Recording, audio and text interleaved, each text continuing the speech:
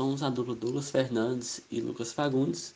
Nós iremos hoje apresentar o relatório da nona prática do Laboratório de Eletromagnetismo, a prática do Crosstalk. Introduzindo, nós temos que o crosstalk, né, ele é um fenômeno eletromagnético, né, que consiste em acoplamentos eletromagnéticos indesejáveis que ocorrem entre os condutores e circuitos magnéticos. O fenômeno ele ocorre quando os valores de tensões e correntes do circuito ou da linha possuem valores suficientes para gerar eventuais interferências eletromagnéticas. Os dispositivos eletroeletrônicos eles são uma fonte de campos eletromagnéticos irradiados, os quais são chamados, né, de emissões irradiadas, né?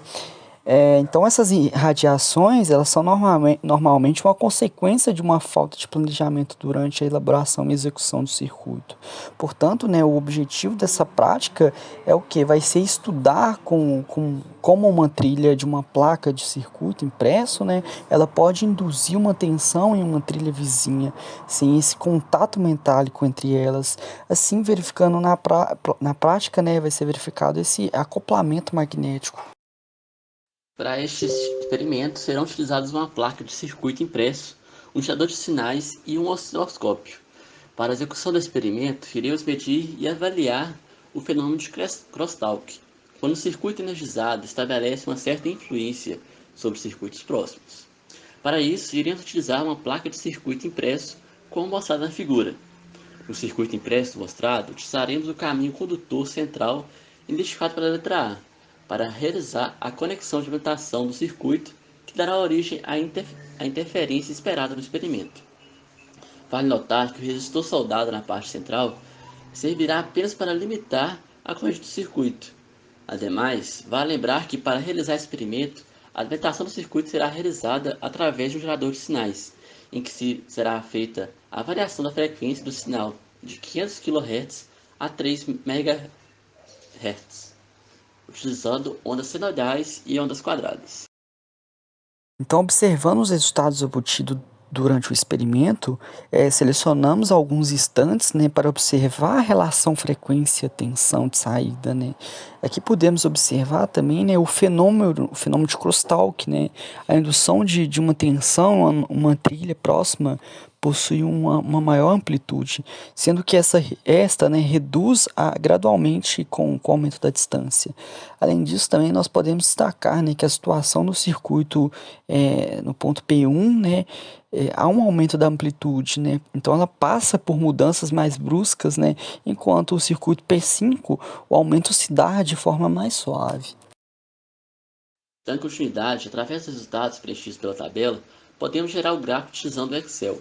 Portanto, podemos concluir que para maiores frequências o ganho tensão de saída pela tensão de entrada também será maior, aumentando linearmente o efeito do crosstalk entre os circuitos.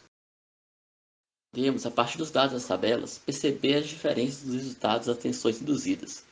Comparando as tabelas, percebemos que a distância entre os circuitos faz alterar o resultado do experimento em circuitos paralelos, fazendo que quanto maior a distância para a mesma frequência e tensão, menor será a tensão induzida no circuito receptor.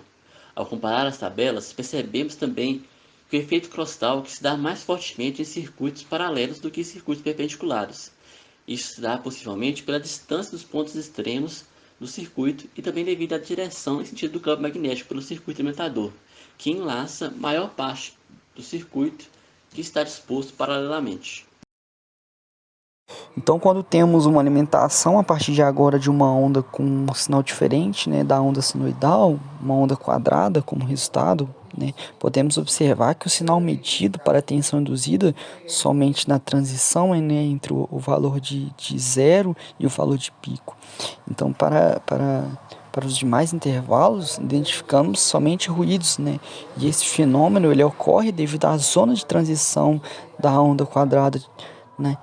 Então a frequência ela vai ser elevada. Então, quanto o sinal for constante, essa frequência é baixa ou nula. Por fim, nós temos que Por fim, nós temos que nesta prática pode-se avaliar que as linhas próximas, né, elas induzem tensões maiores entre si. E além disso, quanto maior a frequência da fonte, maior será a tensão induzida em um condutor próximo, né? Então, porém, em alguns casos, a tensão induzida ela diminui com o aumento da frequência, o que ocorre provavelmente em frequências de ressonância, né? E é de extrema importância, né, a análise preliminar em projetos que envolvem circuitos com o intuito de reduzir tais interferências.